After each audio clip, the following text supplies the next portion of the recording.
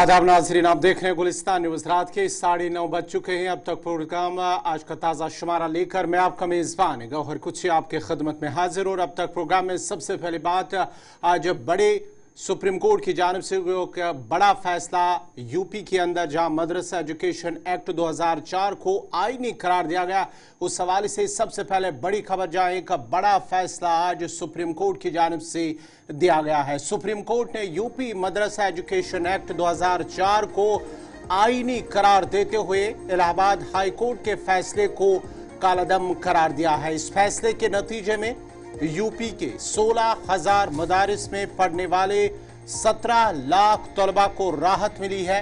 साबिका फैसले में Allahabad high court ने मदरसा एक्ट को गैर आईनी करार देते हुए कहा था कि यह कानून सेक्युलरिज्म के उसूलों की खिलाफवर्जी करता है। उस पर सुप्रीम कोर्ट में अपील की गई है, जिसमें कहा गया है कि यह कानून आईनी है और मदारिस को तालीमी मय्यार के तहत लाना जरूरी है। Chief justice D.Y.. चंद्रचूड़ की सरबराही में 3 जजों की बेंच ने इस मामले की समाअत के दौरान कहा कि इलाहाबाद हाईकोर्ट का फैसला दुरुस्त नहीं था। उन्होंने कहा कि यूपी हुकूमत को मदारिस में तालीमी मय्यार के ज़वाबित नाफिज करने का हक हासिल है।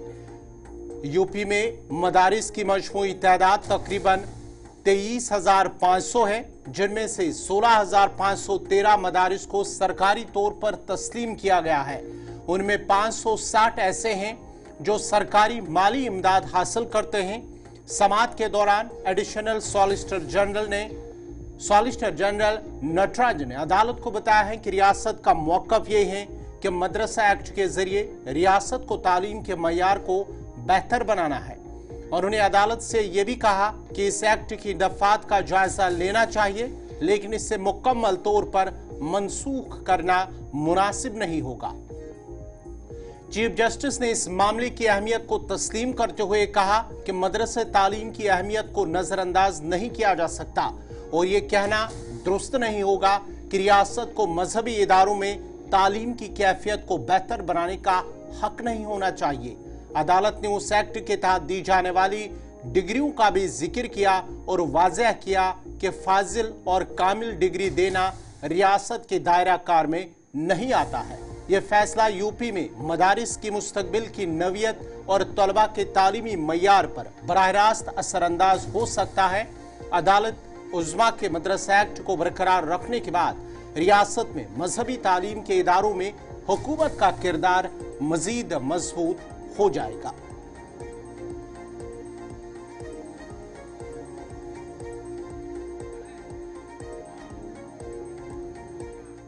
अब जरा बात करते हैं भारत और चीन के दरमियान LAC मामले पर वज़ीर ख़ारिजा जयशंकर की जानिब से बयान के हवाले से। भारत और चीन के दरमियान लाइन ऑफ एक्चुअल कंट्रोल पर डिप्सांग और दमचुक में डिसएंगेजमेंट और दोनों ममालिक के दरमियान ताल्लुकात के बारे में वज़ीर ख़ारिजा डॉक्टर एस जयशंकर का कहना है कि हुकूमत ने 21 अक्टूबर को जो बातचीत की वो डिसएंगेजमेंट के महदू का आखिरी मजमुआ था, जिसका बुनियादी मतलब 2020 से कबल LAC पर दोनों ममालिक के फौजियों को अपनी अपनी पोजीशन पर तैनाती वापस करना और गश्त भी दोबारा शुरू करना है।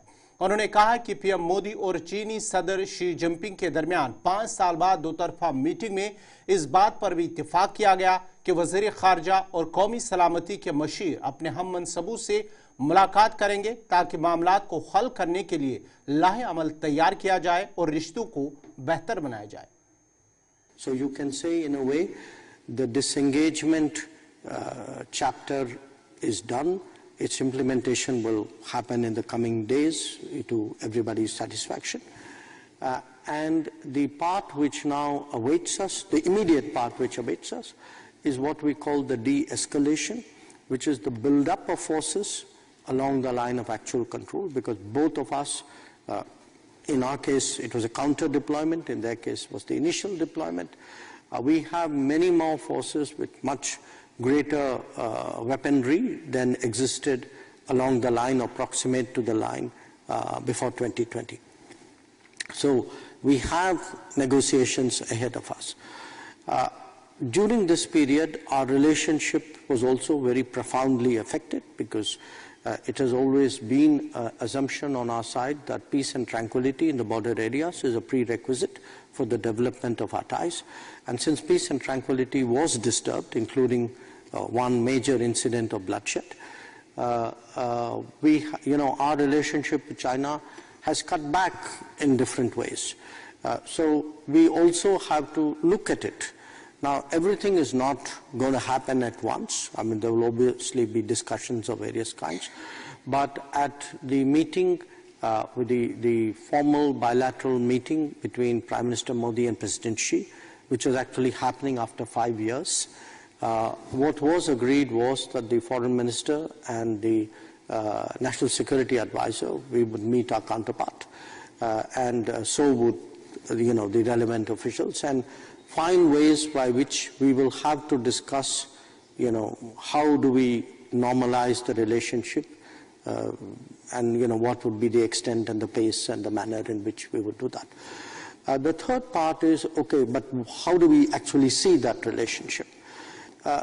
It's really, in a way, quite a challenge, because you have the two most populous countries in the world, both of whom have been rising. They are rising in a broadly parallel time frame, physically next to each other, in a manner in which I would argue there are very few historical examples. And how do you establish an equilibrium between yourselves in the border areas, which happens to be disputed as well as establish a working relationship on other issues, regional issues, multilateral issues. How do your new expressions of influence and activities impact on the relationship? Where do they, in a way, come into contact with each other?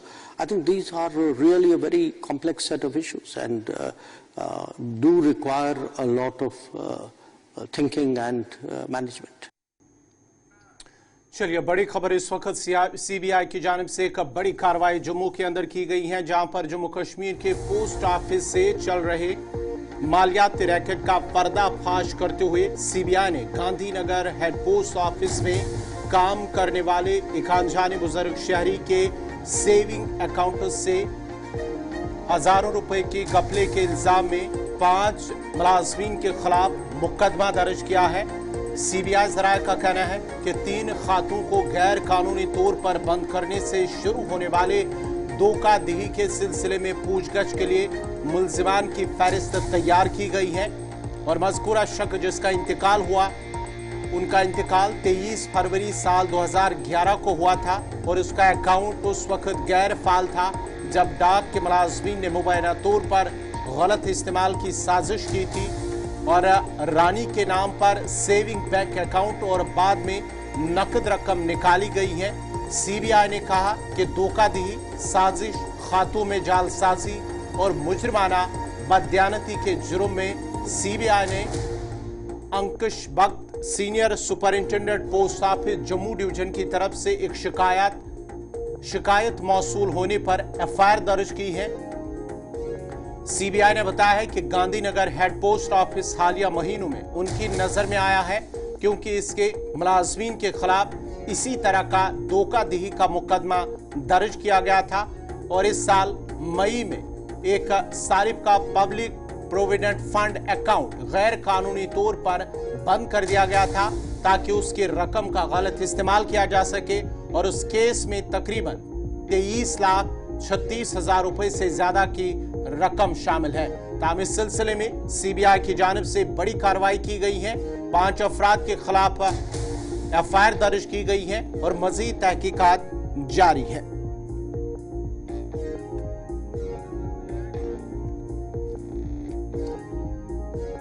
इधर शुमाली कश्मीर के अंदर भी एक बड़ी कार्रवाई, anti corruption bureau की जानिब से एक बड़ी कार्रवाई, जहां पर फंड्स में खुरुद बुरुद के इल्जाम में एंटी करप्शन ब्यूरो ने साबिक incharge mid day meal zone Mawar Langate के खिलाफ मुकदमा दर्ज किया है।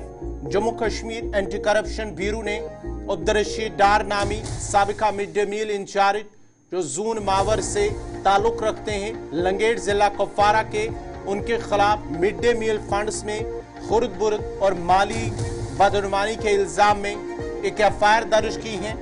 एंटी करप्शन ब्यूरो की जानिब से जो उनके जराए उनकी जानिब से बताया गया है कि तहकीकात में इंकिशाफ हुआ है कि साल 2017 से 19 के दौरान हुकूमत की जानिब से जून मावर के मिड डे मील स्कीम के लिए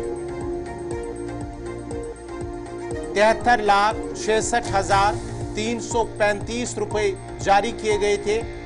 याद रहे 73,66,335 रुपए जारी किए थे और अब्दुर्रशीद डार ने धोखाधड़ी से 7,07,495 रुपए इजाफी रकम मुख्तलिफ स्कूलों के सरकारी खातों में मुंतकिल की और फिर ये रकम नकदी में वापस लेकर खुद हड़प ली है। और एंटी करप्शन ब्यूरो के जराये की जानिब से मजीद कहा गया है कि अदालत से सर्च वारंट हासिल करने के बाद 3 मुख्तलिफ मकामात पर छापे भी मारे गए हैं और इस मामले में मजीद तहकीकात जारी है। छापे भी मारे गए, ताहम इस सिलसिले में मजीद तहकीकात जारी है।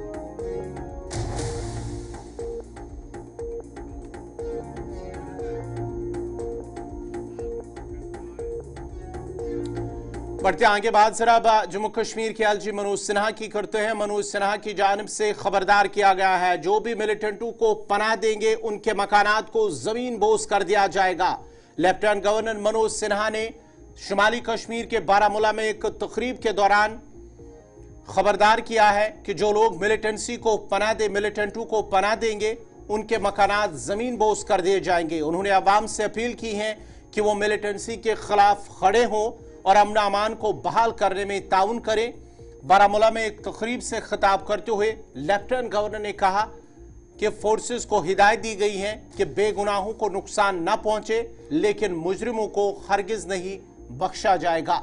अगर कोई मिलिटेंटों को पनाह देता है तो उसका घर जमीन बोस कर दिया जाएगा और इस मामले पर कोई समझौता नहीं होगा।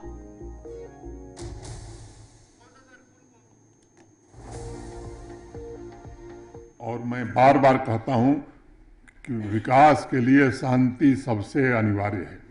शांति नहीं होगी तो यकीन मानिए विकास नहीं हो सकता है। कुछ लोग हैं जो हमारी शांति को अभी भी खलल डालने की कोशिश कर रहे हैं। हमारा पड़ोसी कोशिश कर रहा है, उसकी चिंता नहीं, लेकिन उनके इशारे पर जो लोग यहां करना चाहते हैं, मुझे लगता है कि केवल प्रशासन या फोर्सेस का ये काम नहीं, आवाम का भी काम है कि ऐसे लोगों को पहचाने। और अगर फोर्सेस, प्रशासन और आवाम एक साथ तय कर ले तो मुझे लगता है कि ये 1 साल से ज़्यादा नहीं चलने वाला है।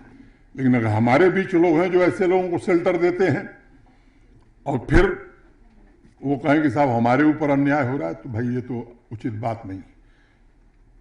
40,000, 50,000 बेकसूर लोगों की जान चली गई। कितनी माताओं ने अपनी मांग का सिंदूर उजाड़ दिया, कितनी बहनों के भाई चले गए। बावजूद इसके वो लोग निरपराध निर्दोष लोगों को जो जडमोर टनल बना रहे हैं, जो हमारी कनेक्टिविटी को बेहतर कर रहे हैं, ऐसे निरपराध लोगों की जान लेने का हक किसी को है। और ऐसे लोगों के खिलाफ अगर जनता नहीं खड़ी होगी तो यकीन मानिए ये तस्वीर कभी बदलने वाली नहीं। केवल सिर्फ औपचारिकता कर देना, बयान दे देना, ये जो लोग काम करते हैं मैं समझता हूं कि ये उनसे भी खराब लोग हैं। और फोर्स का जहां तक सवाल है, मैं आपको आश्वस्त करना चाहता हूं, बार बार एक बात कहिए, किसी निर्दोष आदमी को कुछ भी करने की जरूरत नहीं है। और इसलिए पिछले 4 वर्षों से मैं कई बात दोहराता हूं कि बेगुनाह को छेड़ो मत और गुनाहगार को छोड़ो मत। अगर कोई आतंकवादी को शेल्टर देगा तो उसका घर जमींदोज किया जाएगा, ये मैं खुल के कहना चाहता हूं। इसमें कोई समझौता नहीं हो सकता। जो लोग आम आदमी की जान ले लेते हैं, निरपराध आदमी की जान ले लेते हैं, उनके साथ कोई रियायत बरती जाए। और कुछ लोग बयान दे रहे हैं कि साहब बड़ा अत्याचार हो रहा है, ये अत्याचार नहीं है। मैं समझता हूं कि न्याय का यही सबसे बड़ा तकाजा है और ये न्याय हो रहा है और आगे भी ये न्याय होता रहेगा। स्टेट जम्मू कश्मीर को स्टेटहुड बहाल करने पर एलजी मनोज सिन्हा ने कहा है कि जम्मू कश्मीर की रियासती हैसियत की बहाली यकीनी है। उन्होंने ये भी वाज़ेह किया है कि इस वादे को पूरा करने के लिए किसी सियासी कोशिश या वादे की ज़रूरत नहीं है। बड़ा चर्चा में है। मुझे लगता है कि अगर आप ध्यान देंगे तो संसद में जब ये बात उठी थी तो देश के गृह मंत्री जी ने जो बात संसद में कही थी, 7 असेंबली की सीटें यहाँ बढ़ गई थी 83 से 90 पर। उन 7 असेंबली सीट्स की बाउंड्री जम्मू कश्मीर प्रशासन नहीं तय कर सकता। भारत के संविधान में व्यवस्था है, इलेक्शन कमीशन ऑफ इंडिया जब डिलिमिटेशन कमीशन बनाएगा तभी उनकी बाउंड्री तय हो सकती। ये बात कही थी कि delimitation first, assembly election second and then statehood at appropriate time. अभी 21 जून को माननीय प्रधानमंत्री जी श्रीनगर में थे इंटरनेशनल योगा डे पर। उस दिन भी उन्होंने एसके के सभागार से जम्मू कश्मीर के लोगों को संबोधित किया और ये बात कही 21 जून को विधानसभा के चुनाव भी जल्द होंगे और जम्मू कश्मीर को राज्य का दर्जा भी जरूर दिया जाएगा, जल्द दिया जाएगा। मुझे लगता है कि राजनीतिक लोगों का काम अलग होता है।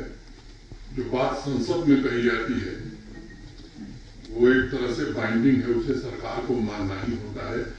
ये एश्योरेंस सरकार जब संसद के पटल पर देती है तो उसको उतना ही सत्य मानिए जितना सूरज पूरब से निकलता है। इसमें किसी को कोई प्रयास करने की जरूरत नहीं है। भारत सरकार का कमिटमेंट है, वो जरूर होगा। मैं आपको एक मरकज के ज़ेर इंतजाम इलाके जम्मू कश्मीर कानून साज असम्बली इजलास के दूसरे रोज आज गुज़िस्ता 6 साल से ज्यादा अरसे के दौरान इंतकाल कर गई 51 कानून साजों, साबिक अरकान और दीगर अहम शख्सियात को खराज अकीदत पेश किया गया। 2018 में असम्बली के आखिरी इजलास से अब तक इंतकाल कर गए करीब 51 अरकान, साबिक अरकान को असम्बली इजलास के दौरान 2 मिनट की खामोशी मनाते हुए खराज पेश किया गया है। ये खराज अकीदत उन रहनुमाओं की खदमात को सराहने और जम्मू कश्मीर की सियासत में उनके किरदार को तस्लीम करने के लिए पेश किया गया।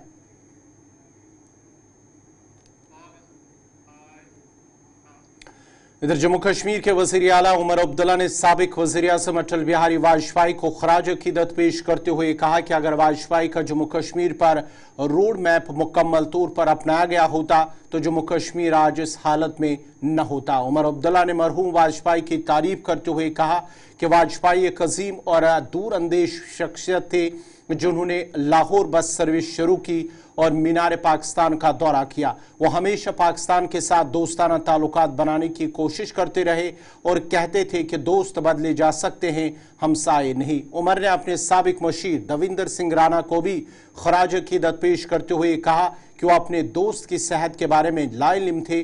उन्होंने कहा कि अगर किसी की मौत का उन्हें सबसे ज्यादा दुख है तो वो दविंदर की है। उन्होंने जिंदगी के बेहतरीन दिन एक साथ गुजारे और अगर उन्हें उसकी बीमारी का इल्म होता तो शायद फासले और नाराजगी खत्म करने की कोशिश करता। उसके बाद जनाब अटल बिहारी वाजपेयी साहब, जिनको भारत रत्न से नवाजा गया, इस मुल्क के वजीर आजम रहे 2 बार। बाकी मुल्क के हवाले से जो उनका रोल रहा है वो तो सब जानते हैं। हम जब अटल बिहारी वाजपेयी साहब को याद करते हैं तो बिलखसूस जम्मू कश्मीर के हवाले से याद करते हैं। जब जब हम वाजपेयी साहब को याद करते हैं तो उस हवाले से याद करते हैं कि उन्होंने हमेशा जम्मू कश्मीर के हालात को बेहतर करने की कोशिश की। हमेशा यहाँ का जो तनाव का माहौल रहा, यहाँ जो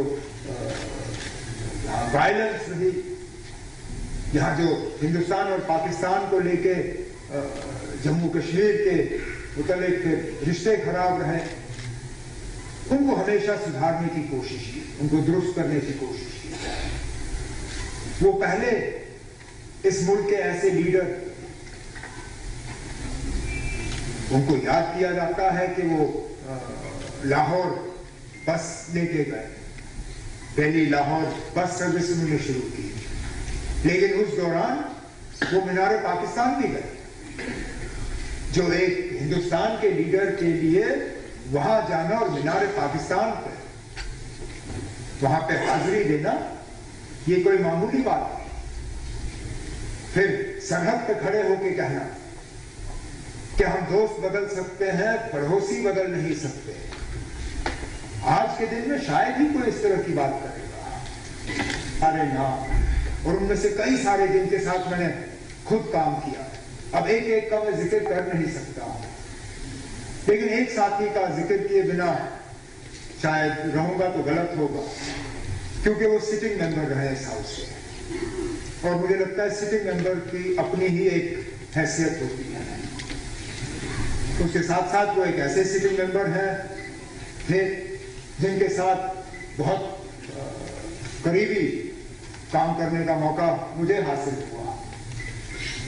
शायद आप में से कोई ऐसा नहीं है जिसने देवेंद्र के साथ इतनी नजदीकी से काम किया हो जितना मैंने। मुझे सियासत में तो क्या 25-26 साल हो गए, जिसमें से 19-20 साल तो मैंने देवेंद्र के साथ गुजारे। नेशनल कॉन्फ्रेंस का सदर बना 2002 में, तो देवेंद्र मेरे साथ मीडिया एडवाइजर के तौर पे आए। एमएलसी बने, कब थे इलेक्शन? 2008 में इलेक्शन हुए, एडवाइजर के तौर पे मेरे साथ आए। जब मुझे मिनिस्ट्री में तब्दीलियां करनी पड़ी, उफ तक नहीं किया, तंजीम की जिम्मेदारी दी मैंने उनको, और जब तक नेशनल कॉन्फ्रेंस में रहे अपनी तंजीम की जिम्मेदारी संभाली। इलेक्शन में कुछ तलखी बातें हुई। अगर मुझे पता होता कि वो इतने बीमार हैं, मैं शायद रिश्तों को सुधारने की थोड़ी सी कोशिश कर लेता, लेकिन ऊपर वाले ने वो मौका रखा नहीं। यही मौका रखा कि हम उनको श्रद्धांजलि पेश करें, उनकी आत्मा की शांति के लिए प्रार्थना करें। ब्रेक के बाद आपका दोबारा खैर मकदम है। असम्बली इजलास के दूसरे दिन आज leader of opposition Sunil Sharma ने कहा है कि आज सेशन के दौरान इंतकाल कर गए कानून साजों, साबिक अरकान और दीगर अहम शख्सियात को खराज अकीदत पेश किया गया। ताहम आने वाले दिनों के दौरान अहम मामलात पर बहस होगी। मरहूम सईद अली शाह गिलानी को खराज अकीदत पेश करने पर लीडर ऑफ अपोजिशन ने कहा कि जो रोल गिलानी का वादी कश्मीर में रहा वो मुल्क मुखालिफ था, जिसकी हमेशा से वो मजम्मत करते थे। सेशन बहुत ही छोटा है और एक इंट्रोडक्टरी सेशन है। इसमें एक ट्रेडिशन है, स्पीकर का चुनाव हुआ, लेफ्टिनेंट गवर्नर का एड्रेस हुआ और आज ओबिचुरी। जो भी एक्स लेजिस्लेटर्स हैं जो आज इस दुनिया में नहीं हैं, और नेशनल लेवल पे president of India, prime minister of India, speaker Lok Sabha, ऐसे लोगों को यहाँ पे श्रद्धांजलि दी जाती है। और उसी में आज जो नाम थे उनको श्रद्धांजलि दी गई, बड़ी कलेक्टिवली, किसी एक व्यक्ति पे का नाम लेके यहाँ पे नहीं दी गई, कलेक्टिव दी गई, क्योंकि बहुत लंबी फहरिस्त थे, एक एक व्यक्ति पर यहाँ पे बोलने से इतना समय नहीं था, सेशन छोटा है। तो आज केवल ओबिचुरी हुई, श्रद्धांजलि हुई और वो दी। जहाँ तक अगले 3 दिनों की बात है, तो अगले 3 दिनों में वोट ऑफ थैंक्स होगा। जो सरकार ने अपनी बातें रखी है, मैनिफेस्टो की बातें रखी है, बाकी चीज़ें रखी है, उस पर बहस होगी, उस पर वोट ऑफ थैंक्स में वो डिस्कस किया जाता है। तो मुझे पूरी उम्मीद है कि जो ये हाउस है बड़ा सुचारू रूप से चलेगा, हमारा भी पूरा ताउन होगा, लेकिन ऐसी किसी भी, not at the cost of our agenda, our manifesto, उस पर हम किसी कीमत पे भी वो सपोर्ट नहीं करेंगे। सईद अली शाह गिलानी लेजिस्लेटर रहा इस हाउस का, मैंने पहले भी कहा, आपको भी कहता हूँ, मैं बेखबर हूँ उनके रोल से जो अंदर रहा है, लेकिन जो रोल उनका बाहर रहा है, कश्मीर में रहा है, भारत विरोधी रहा है, एंटी नेशनल रहा है, उसको हम निंदा भी करते हैं, खंडन भी करते हैं, विरोध भी करते हैं। किसी भी कीमत पे उस व्यक्ति को, जिस व्यक्ति ने कश्मीर को जलाया, जिस व्यक्ति ने कश्मीर को रक्त रंजित किया, जिस व्यक्ति ने यहाँ पे अलगाववाद फैलाया, जिस व्यक्ति ने पाकिस्तान के नैरेटिव को यहाँ पे फैलाया, ऐसे व्यक्ति का विरोध हमें तब भी था, आज भी है, और तब की सरकार ने जो जो अंडर रूल कार्रवाई करनी थी वो की शहीद अली शाह गिलानी पे। और आज भी, आज तो वो इस दुनिया में नहीं है, आज भी हमें उसकी उन बातों का, उन विचारों का खंडन करते हैं और विरोध है। चलिए, जम्मू कश्मीर असेंबली के हवाले से बड़ी और अहम खबर, जहां पर जम्मू कश्मीर असेंबली के स्पीकर अब्दुल रहीम राठौर ने तमाम MLA से दरख्वास्त की है कि वह असेंबली की कार्रवाई के दौरान अपने मोबाइल फोन बंद रखें ताकि असेंबली की अजमत और वकार को बरकरार रखा जा सके। स्पीकर की ये हिदायत उस वक्त आई जब चंद MLAs को ऐवान की कार्रवाई को अपने मोबाइल फोन से वीडियो शूट करते हुए देखा गया है और ये वाक़ा 9 मुंतखब जम्मू कश्मीर असेंबली के पहले सेशन के दूसरे दिन पेश आया है। और अब्दुल रहीम राठौर असेंबली के स्पीकर ने ऐवान में ताज़ीदी पैगाम के बाद कहा कि कुछ अरकान को वीडियोग्राफी करते हुए देखा गया है और उन्होंने उनसे दरख्वास्त की है कि वो अपने मोबाइल फ़ोन बंद कर दे और ऐवान की अजमत और बरकरार वकार को बरकरार रखना है। नेशनल कॉन्फ्रेंस के रहनुमा ने मजीद खबरदार किया कि वो इस बात को यकीनी बनाएंगे कि असेंबली के कवानीन की मुकम्मल पाबंदी की जाए और उन्होंने कहा कि अगर कोई रकन ताउन न करे तो कार्रवाई करने पर मजबूर होना पड़ेगा।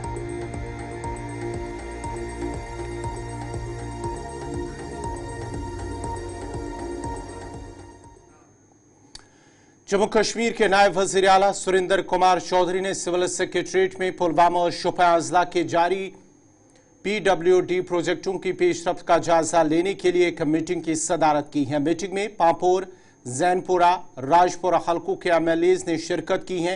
Secretary PWD, chief engineer PMGSY Kashmir, superintendent engineer RNB circle Pulwama, Shopian और महकमे के दीगर सीनियर अफसरान ने शिरकत की थी। मीटिंग की सदारत करते हुए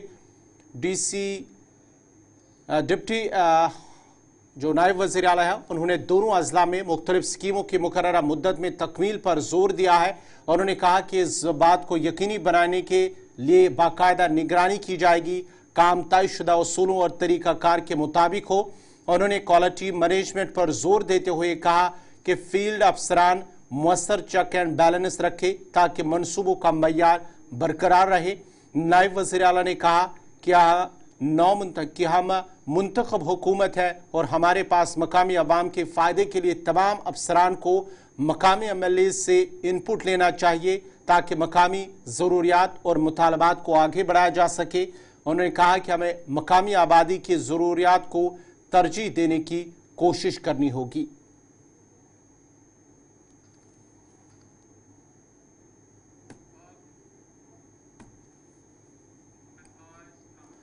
इधर चीफ सेक्रेटरी अतुल डल्लू ने आज महकमे सेहत और तिबी तालीम के अफसरान के साथ एक मीटिंग की है, जिस दौरान उन्होंने अफसरान पर जोर दिया कि वो आयुष्मान भारत के तमाम बैकलॉग केसों को ख़त्म करने के लिए सख्त कोशिशें करें। चीफ सेक्रेटरी अतुल डल्लू ने इस मौके पर महकमे पर जोर दिया कि वो मुस्तरद केसेस बिलखसूस प्राइवेट अस्पतालों के मुआवजे के लिए एक एक्शन प्लान बनाएं ताकि वो बगैर किसी रुकावट के खदमात फराहम कर सके।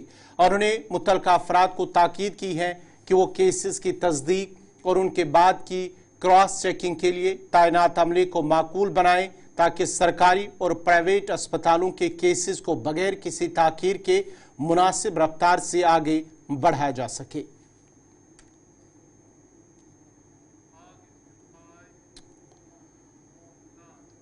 सेहत और तिबी तालीम, समाज बहबूद और तालीम की वजीर सकीना यत्तू ने आज जिला बडगाम के चाड़ोरा इलाके का दौरा किया और इलाके में सेहत की सहूलियात का जायजा लिया है। CSC चतरगाम में वजीर ने तिबी खदमात की दस्तियाबी, बुनियादी ढांचे और अमले की तादाद का जायजा लिया।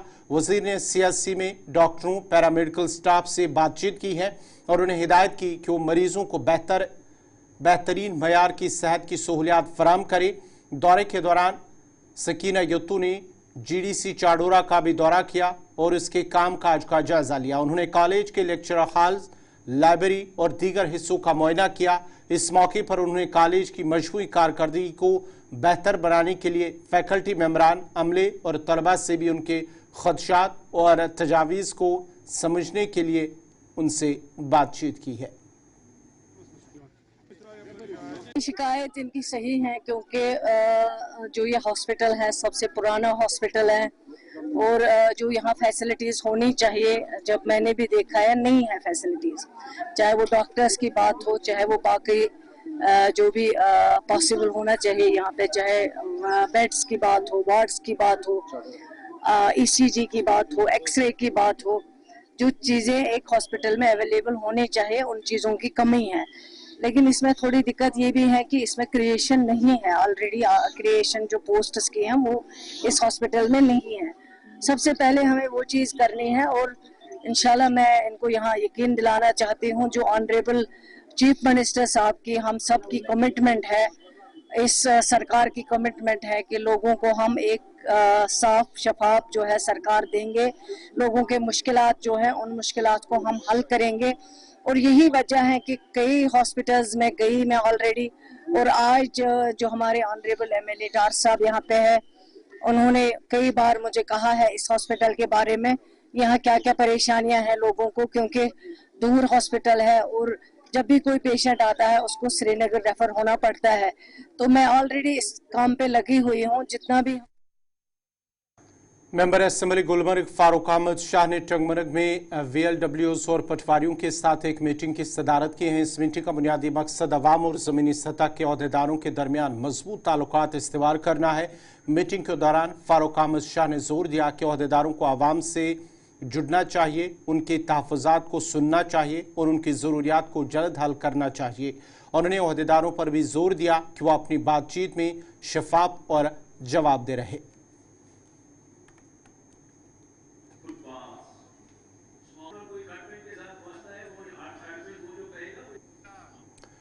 DDC member Tral doctor Harbakar Singh ने आज ब्लॉक ऑफिस त्राल में एक जायजा मीटिंग की सदारत की है, जिसमें तहसीलदार त्राल इमरान अहमद, BDO त्राल और दीगर महकमों के अफसरान ने शिरकत की। इस मौके पर DDC मेंबर ने आने वाली माली साल के प्रोग्राम का जायजा लिया और अफसरान पर जोर दिया कि वो तंदही से कामकाज करें।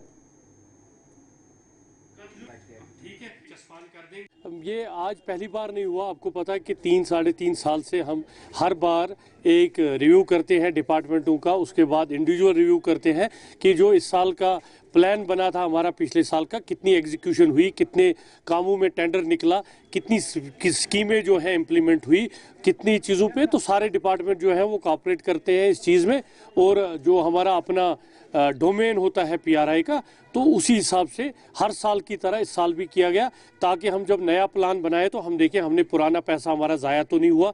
हमारा पुराना पैसा सारा, क्योंकि पिछले सालों में 99.9% हमारा अगर कहीं कोई डिस्प्यूट नहीं था, उसके बगैर सारा पैसा इम्प्लीमेंट हुआ है ग्राउंड में। ये हमारा पैसा है, टैक्स का पैसा है, इसका ख्याल रखना, अकाउंटेबिलिटी रखनी। और हमारी जो अफसरों की टीम भी त्राल की है, बड़े सुलझे हुए अफसर हैं, तो ये सारे कोऑपरेट करते हैं। और इशू था रेट लिस्टों का कि यहाँ बार बार आ रहा है कि एक जो फूड शॉप्स हैं उन पे मनमानी हो रही है, और उसके अलावा जो दूध की दुकानें हैं, कहीं सब्जी की दुकानें हैं, बाकी हैं मेडिकल शॉप्स हैं, उन सब पे एक रेट लिस्ट। पैन इंडिया मुहिम के तहत आज पूंछ नगर में child welfare committee, social welfare department, district legal services authority, labour department और पुलिस की जानिब से चाइल्ड लेबर के खिलाफ एक मुश्तरका मुहिम चलाई गई है, जिसमें जिला चाइल्ड वेलफेयर कमेटी के सरबराह रोहित खजूरिया की क़यादत में शंकर नगर बाजार और शेर कश्मीर पुल मार्केट में होटलों, ढाबों और गाड़ियों की मरम्मत की दुकानों पर अचानक छापे मारे गए हैं और वहां काम करने वाले लोगों के आधार कार्ड चेक किए गए, ताकि ये मालूम हो सके कि यहां किसी किस्म की बच्चा मजदूरी तो नहीं कराई जा रही है। मुहिम के दौरान जहां 2 बच्चे मजदूरों को रिहा किया गया, वहीं दुकानदारों और ताजरों को चाइल्ड लेबर के बारे में भी आगाह किया गया। ड्राइव हमने रखी हुई है, ये पैन इंडिया प्रोग्राम एक ministry of women and child की तरफ से किया जा रहा है, जिसमें national commission of protection of child rights से कम्युनिकेशन था कि पूरे भारत में जो है एक रेस्क्यू ड्राइव चलानी है बच्चों के लिए, कि कहीं भी कोई बच्चा जो 18 साल से कम जो है वो कहीं पे भी काम करता ना पाया जाए। तो उसी के सिलसिले में जो हमने पहले 2 ड्राइव मेन सिटी में की थी, तो उसी का आज ये कड़ी में हमने ये पूंछ के इस मार्केट में किया है। तो इसमें हमारे साथ आज हमारे साथ DALSA police department, labour department और चाइल्ड वेलफेयर कमेटी की तरफ से ये किया जा रहा है, डिस्ट्रिक्ट टास्क फोर्स की तरफ से। तो इसमें हमने डिफरेंट मार्केट में जितनी भी दुकानें हैं सबको हमने चेक किया है कि कहीं पे भी कोई बच्चा चाइल्ड लेबर जो एक्ट है उसकी वायलेशन तो नहीं हो रही है। तो हमें आज बड़ा अच्छा कॉपरेशन मिल रहा है, जितनी जहाँ भी हम गए लोगों ने हमें साथ कॉपरेट किया है। और फिर भी मैं आपके माध्यम से ये लोगों से अपील करूँगा कि जहाँ पे भी हमारी टीम जाए इसके साथ कॉपरेट कीजिए और इसमें हमारी सहायता कीजिए कि कोई भी बच्चा जो वो स्कूल से बाहर ना हो, कम से कम उसको मिनिमम जो एजुकेशन है, राइट टू एजुकेशन एक्ट के तहत वो एजुकेशन मिलनी चाहिए। इसमें हमें जनरल पब्लिक की बहुत कॉपरेशन और सहायता की ज़रूरत है, ताकि हमारा जो भविष्य है वो कहीं भी जाके सड़कों पे या दुकानों पे जाके उसका भविष्य जो हो ख़राब ना हो। आपसे यही अपील रहेगी कि जब भी हम आप आएँ, हम आपके पास आते हैं, हमारे यहाँ कॉपरेट कीजिए और बच्चों को जो कहीं भी मिलता है, हमारा एक टोल फ्री नंबर भी है जो 1098 है। कहीं भी आपको कहीं बच्चा काम करता दिखाई देता है या किसी भी डिस्ट्रिक्ट लीगल सर्विसेज अथॉरिटी ने गरीब और पसमानदा तबकात के लिए मुफ्त कानूनी सहूलियात फराहम करने में नुमाया काम किया है। डिस्ट्रिक्ट लीगल सर्विसेज अथॉरिटी लोगों को मुफ्त कानूनी मशवरे और अदालतों में केस लड़ने की सहूलियत फराहम करती है। Secretary district legal services authority Mudassir Farooq ने शुपिया में एक बयान में कहा कि लोग इन सहूलियात से फ़ायदा उठाए और अपने कानूनी मसाइल के हल के लिए आगे आएँ। डिस्ट्रिक्ट लीगल सर्विस अथॉरिटीज है, ये एक एक्ट के माते चलता है। इस एक्ट के मुताबिक जो सेक्शन 12 में है, कुछ लोगों को बताया गया कि कौन कौन से लोग हैं जिनको ये सर्विसेज मिलेंगी, जिसमें मैंने कहा कि जैसे शेड्यूल कास्ट और शेड्यूल ट्राइब्स हैं, वुमेन है, चिल्ड्रन है, ट्रांसजेंडर्स हैं, सीनियर सिटीजन हैं, कोई भी इंसान जो कस्टडी में है, जो इंडस्ट्रियल लेबरर्स हैं वो है, कोई भी इंसान जिसको कोई वायलेंस हुआ हो, जहाँ पे अर्थक्वेक हुआ, ड्रॉट हुआ हो, या कोई भी ऐसे जो बिलो पॉवर्टी लाइन है, जिनकी सालाना इनकम कम है, मंथली इनकम कम है, तो उन सबको एक free and complete legal service मिलेगी। तो यहाँ मैं बताना चाहूँगा free and legal complete service ये होगी कि जिसमें उनको वकील फराहम किया जाएगा, जिसको हम कहते हैं मुफ्त कानूनी इमदाद। उसमें उनको वकील फराहम किया जाएगा, जो अगर इस कैटेगरी के कोई लोग होंगे, इसी में से उनको कोई वकील करके दिया जाएगा। तो प्रीडोमिनेटली जो है लीगल सर्विस का ये रोल है कि जो मुफ्त कानूनी इमदाद को पैरालीगल वॉलंटियर्स होते हैं और इसमें पैनल लॉयर्स भी होते हैं, मीडिएटर्स भी होते हैं, और हमारा जो अलग ही सिस्टम बन गया है लीगल डिफेंस काउंसिल सिस्टम। मेरे पास एक तो मैं इस टाइम एक deputy chief legal defence council और मेरे साथ एक असिस्टेंट लीगल डिफेंस काउंसिल है। हमारा काम यह है कि जो भी हमें केसेस रेफर होते हैं गरीब लोगों के या अनरिप्रेजेंटेड हो, जो कि अभी कोई अंडर ट्रायल प्रिजनर होता है, जेल में होता है, कस्टडी में होता है, जिसका केस कोई प्लीड नहीं करता है, तो हमें जैसावान हमें रेफर करते हैं, तो हम वो केस टेकअप करते हैं। और हमारा ये रोल रहता है कि हम हर एक प्रिजन में, जैसे चाहे वो डिस्ट्रिक्ट श्रीनगर हो, पुलवामा, हम कॉलेज नॉन टीचिंग एसोसिएशन जेके के सदर की क़यादत में आज बारामूला में एक प्रेस कॉन्फ्रेंस का इनेकाद किया गया है, जिस दौरान उन्होंने वज़ीर आला उमर अब्दुल्ला का ओहदा संभालने पर उन्हें मुबारकबाद पेश की है। इस मौके पर उन्होंने उमर अब्दुल्ला की सरकार से अपील की है कि उन तमाम कॉलेज मुलाजमीन के केसेस जिनको बरतरफ किया गया है उनकी खदमात को बहाल करने पर गौर किया जाए। ख़ास तौर पर डिग्री कॉलेज पामपुर के क्लास 4th मुलाजिम जो कि सिर्फ 1 माह बाद सबकदोश होने वाले हैं, उन्होंने ओल्ड पेंशन स्कीम को दोबारा लागू करने की भी मांग दोहराई है।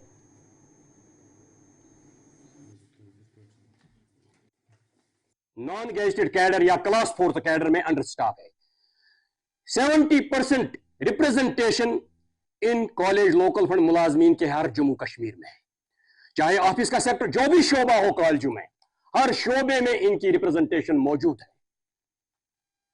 और आप जानते हैं कि आज NEP नेशनल एजुकेशन पॉलिसी की वजह से उसमें जो मुश्किलात बच्चों को समझ नहीं आ रही है, बच्चों को प्रॉपर काउंसलिंग नहीं हो रही है, बच्चे कॉलेजों से भागने का रुख इख्तियार कर रहे हैं।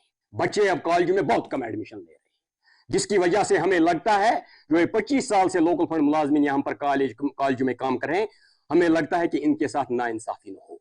हम इस सिलसिले में अपने वजीर आला उमर साहब से, अपने वजीर आला तालीम मैडम सकीना जी से पुरजोर मुतालबा करते हैं, पहले तो इनको 1 टाइम कंफर्म करना चाहिए, क्योंकि हमारे साथ वादा किया गया था 2004 में कि इनको 1 टाइम ऑप्शन के तहत हम रेगुलाइज करेंगे। और तब तक जब तक इनको रेगुलाइज करने का जो स्कीम बनाई जाएगी, तब तक इनके हक में मिनिमम वेज गारंटी एक्ट को लागू किया जाए। और यह भी मुतालबा करते हैं कि जो इनकी तनख्वाह हम चाहते हैं कि ये बजटरी सिस्टम के तहत जिस तरह बाकी आर्जी मुलाजमों के बाकी डिपार्टमेंट में ट्रेजरी के थ्रू निकलती है, इनकी भी सैलरी ट्रेजरी के थ्रू निकलनी चाहिए। और एक डिमांड हमारी, आप देखते हैं कि 2010 के बाद जो भी यहां पर एम्प्लॉयमेंट हुई, जो भी मुलाजिम यहां पर बाकायदा हुए, उनको न्यू पेंशन स्कीम के तहत लाया गया। कॉलेजों में बहुत से मुलाजिम रिटायर हुए न्यू पेंशन स्कीम के तहत, कोई फायदा उनको नहीं मिला। 1000-1500 उनकी पेंशन है। हम चाहते हैं कि ओल्ड पेंशन स्कीम को दोबारा लागू किया जाए जम्मू कश्मीर में, और उन्होंने हर स्पीच में, हर तकरीर में, हर लेक्चर में इसका वादा दिया कि हम ओल्ड पेंशन स्कीम को यहां पर लागू करेंगे। SRO 43 जिस मुलाजिम की भी डेथ होती थी उसके अफरादी खाना को नौकरी मिलती थी, लेकिन पिछली सरकार ने उसमें बहुत सी अमेंडमेंटें की। उस खदशात की बुनियाद पर इन मुलाजमीन को अब इंसाफ फराहम नहीं किया जा रहा है। ईदगाह मरहूट सुरनकोट में cricket tournament winter season cup 2024 का इफ्तिताह SDPO सुरनकोट एजाज चौधरी ने district general secretary Sarfaraz Chaudhary और रिटायर्ड ASI नूर हुसैन बच्ची के हमरा किया है। इस मौके पर SDPO एजाज अहमद ने इस तरह के क्रिकेट टूर्नामेंट्स के इनेकाद पर ऑर्गेनाइजर्स का शुक्रिया अदा किया और कहा कि इस तरह के इवेंट्स मुनक्किद करने से नौजवानों की सलाहियत को सही सिमत मिल जाती है और वो समाजी बुराइयों खासतौर पर मंशियात से दूर रहते हैं। आपका शुक्रिया आकाश भाई। और हम यहाँ पे आज मढ़ौर ईदगाह में एक टूर्नामेंट का ऑर्गेनाइज करवाया, जो कि हमारा मेन मकसद है कि जो भी नौजवान आजकल ड्रग्स में मुब्तला हैं उन्हें एक प्लेटफार्म दिया जाए जिस पे वो अपनी काबिलियतों को सामने लाकर और एक स्पोर्ट्स का कल्चर डेवलप हो। मैं DSP साहब का शुक्रिया अदा करता हूं कि बिल्कुल शॉर्ट नोटिस पर वो हमारे पास आए और हमें बोला कि हम बिल्कुल आपके लिए अवेलेबल हैं और जाके इनाग्रेट करवाएंगे। आज DSP साहब ने इस टूर्नामेंट का इनाग्रेशन किया और पहला मैच यहाँ पे खेला जाएगा। तो मैं DSP साहब और पुलिस एडमिनिस्ट्रेशन का खास करके शुक्रिया अदा करता हूं कि वो मढ़ौर के इस दूर दराज इलाके में उनने दौरा किया। मेरा नाम चौधरी फारूक है। मैं विलेज मरोट का रहने वाला हूँ। सुरनकोट का एक गांव है मरोट छोटा सा, उसके अंदर आज यहाँ पे क्रिकेट का इंतजाम किया हुआ है। एक टूर्नामेंट का आगाज कर रहे हैं यहाँ मरोट के अंदर। ऑर्गेनाइजिंग कमेटी जो मरोट की है यहाँ पे, और वहाँ पे हम क्रिकेट खेलने के लिए आज आए हैं। हमारा यहाँ पे मैच है, यहाँ इस मैच की ओपनिंग है आज, और ओपनिंग में यहाँ सुरनकोट के SDPO एजाज चौधरी साहब यहाँ पे तशरीफ लेकर आए हैं मैच ओपनिंग कराने के लिए।